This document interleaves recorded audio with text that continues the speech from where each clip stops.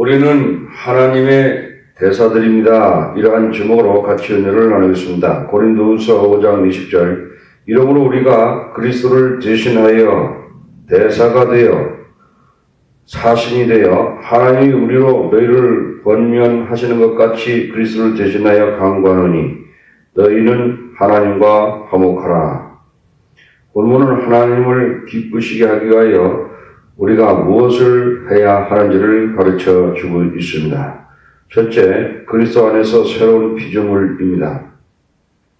그것은 주님을 경외하는 마음으로 복음을 전하는 것입니다. 그리스도의 사랑이 바울에게 강권하였습니다. 그리스도 안에 있는 새로운 피조물로서 사람들을 생각해 보겠습니다. 첫째, 우리는 하나님을 경외해야 합니다. 고린도후서 5장 11절에 우리가 주의 두려우심을 알므로 사람을 권하노니 우리가 하나님 앞에서 알려졌고 또 너희 양심에도 알려졌기를 바라노라. 바울은 자신을 변명하고 방어하기 위해서 이 말을 기록했습니다. 고린도후서 4장 2절에 이에 숨은 부끄러미를 버리고 계율 가운데 행하지 아니하며 하나님 말씀을 혼잡케 하지 아니하고 오직 진리를 나타내므로 하나님 앞에서 각 사람의 양심에 대하여 스스로 청구하노라. 고린도후서 12장 16절에 하여간 어떤 이의 말이 내가 너희에게 짐을 지우지는 아니하였을지라도 공교한 자가 되어 괴계로 너희를 취하였다 하니 어떤 사람들은 마음에서 시기로 말하는 기술을 이용하여 사람들을 사로잡고 있다고 비판하였습니다. 실제로 이것은 거짓 사도들에 의해서 말려진 것입니다.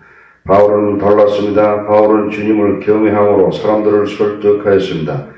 바울은 우리가 그리스도의 심판대 앞에 선악간에 설 것을 알고 있었습니다. 바울은 하나님의 인재를 항상 의식하였습니다. 바울은 하나님께 숨길 것이 아주 없으며 하나님은 모든 것을 보고 계신 것을 알았습니다. 바울은 고린도 교인들이 그의 순수한 마음과 복음의 믿음과 그리스도의 종으로서 바울을 영접해 주기를 바라고 있습니다. 고린도후서 5장 12절에 우리가 다시 너희에게 자청하는 것이 아니요 오직 우리를 인하여 자랑할 기회를 너희에게 주어 마음으로 하지 않고 외모로 자랑하는 자들을 대하게 하려 하는 것이라. 그 다음 바울은 고린도 교인들의 목자인 것을 자랑스럽게 생각한 것입니다. 바울은 그들의 영적인 실제에 관심을 기울이기를 바라고 인간이 사상에 의해 흔들리지 않기를 바라고 계신 것입니다.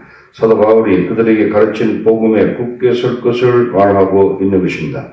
둘째, 그리스도의 사랑이 우리를 강권하시는다입니다. 고린도에서 복음을 전파한 사도 바울의 순수한 동기에 대해서 바울은 좀 더 설명하고 있습니다.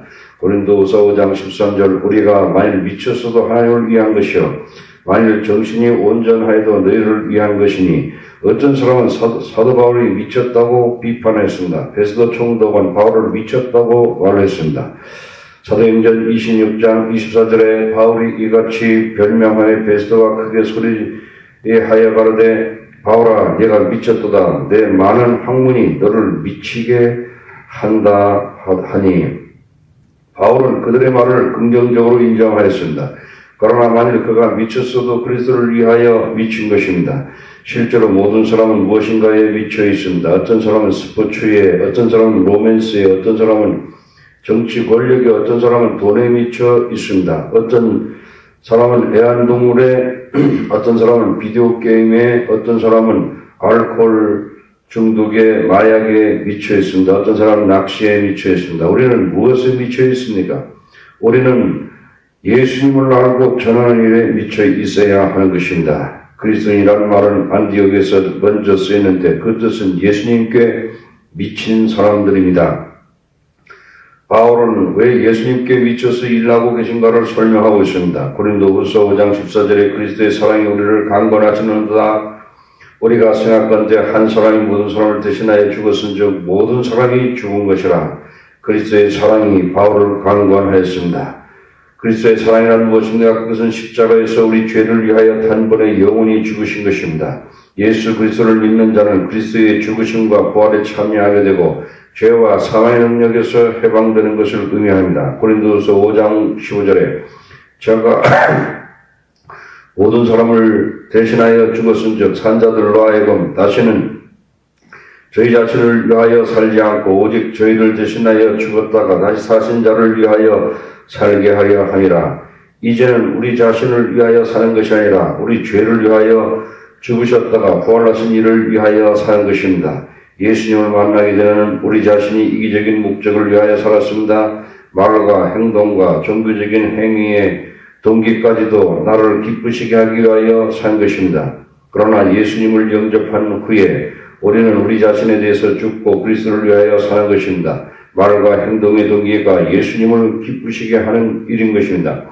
그리스도의 사랑에 감동된 사도 바울은 하나님을 사랑하고 하나님을 기쁘시게 하고 섬기는 애정이 충만하였습니다. 그리스도의 사랑은 그의 내적인 동기였습니다. 어떤 사람은 이기적인 야심이 동기가 되는 경우가 있습니다. 그들이 열심히 일해서 성공하게 되면 교만하게 되고 쓸모없게 됩니다. 만일 그들이 가난하게 되면 절망하게 되고 포기하게 됩니다. 그러나 그리스도의 사랑이 우리로 하여금 하나님의 일을 하도록 강건하게 되면 우리는 결코 지치지 않게 됩니다. 우리는 절망하지 않게 될 것입니다. 우리의 사랑은 마르지 않게 될 것입니다. 우리는 기쁨과 즐거움으로 하나님의 일을 하게 될 것입니다. 하나님을 섬기는 데 내적인 동기가 무엇입니까? 사도 바울처럼 그리스도의 사랑이 우리로 하나님의 일을 할 수 있도록 강건하시기를 바랍니다. 세 번째, 그리스도 안에 사람을 보는 관점입니다. 그리스도의 사람을 보는 관점입니다. 고린도서 5장 16절에 그러므로 우리가 이제부터는 아무 사람도 육체대로 알지 아니하노라. 비록 우리가 그리스도도 육체대로 알았으나 이제부터는 이같이 알지 아니하노라. 그리스도를 만나기 이전에는 바울은 예수님을 종교지도로 예수님을 따르는 자들을 제정신이 아닌 사람들로 인간적인 관점으로 바라보았습니다. 그러나 그리스도를 만난 후에는 예수님을 주와 구주로 바라보게 되었고 그분을 따르는 사람들을 성도로 바라보았습니다. 예수님을 알기 전에는 사람들을 세상적인 관점으로 바라보았습니다. 우리는 사람들을 타고난 재능, 집의 크기, 은행의 통장이 얼마나 있는 것으로 인간을 판단했습니다. 그러나 우리가 그리스도 안에 있을 때 이러한 것들은 의미가 없습니다. 그러면 사람들을 어떻게 바라봐야 할까요? 바울은 일반적인 원칙을 제시하고 있습니다. 고린도서 5장 17절에 그런즉 누구든지 그리스도 안에 있으면 새로운 피조물이라 이전 것은 지나갔으니 보라 새 것이 되었도다. 문제는 사람들이 그리스도 안에 있느냐에 달려 있습니다. 누구든지 그리스도 안에 있으면 새로운 피조물입니다. 옛사람은 지나갔습니다. 새 사람이 되었습니다. 예수님을 영접하기 전에는 우리는 죄와 사망 아래 있습니다. 우리의 힘으로 죄와 사망의 상태 아래 있는 것을 바꿀 수가 없습니다. 아무도 어떤 것도 어떤 좋은 교육, 좋은 사상, 평판, 종교적인 행위도 우리를 바꿔줄 수 없습니다. 그렇지만 그리스도는 우리를 새로운 피조물로 만드셨습니다. 그리스도는 우리의 옛 피조물을 단지 개선시킨 것이 아니라 새로운 피조물로 완전히 새로 창조된 인물로 만들었습니다. 우리는 그리스도가 사람들을 변화시킨 능력을 가지고 계신 것을 압니다. 그래서 누구든지 그리스도 안에 있으면 새로운 피조물이 되는 것입니다. 옛사람은 지나갔습니다. 새 사람이 되었습니다. 모든 사람들이 옛생활 습관을 청산하고 새 삶을 살기를 원합니다. 그러나 아무도 자신의 삶을 변화시키지 못합니다. 우리가 새로운 삶, 새로운 희망, 새로운 꿈을 가지려면 그리스도 안에 있어야 합니다. 우리가 그리스도 안에 있을 때 그리스도께서는 새로운 피조물로 변화시켜줍니다. 예수님은 우리의 모든 것, 우리의 생활 방식, 가치관, 바라는 것, 남을 보는 방법을 변화시켜 주는 것입니다. 그리스도는 우리에게 사랑과 의와 평안을 주십니다. 그리스도는 우리가 하나님을 사랑하고 섬기도록 열심을 주십니다. 우리는 모든 환경에서 감사할 수 있고 항상 기뻐할 수 있고 사람들에게 항상 친절할 수 있습니다. 세상은 변하지 않지만 그리스도를 영접한 사람들은 내적으로 변하고 새로운 피조물이 됩니다. 우리는 그리스도 안에서 우리 자신과 사람들을 바라봐야 합니다. 그럴 때 다른 사람들에 대해서 친절할 수 있고 그리스도 안에서 다른 사람들을 긍정적으로 격려할 수 있습니다. 아멘.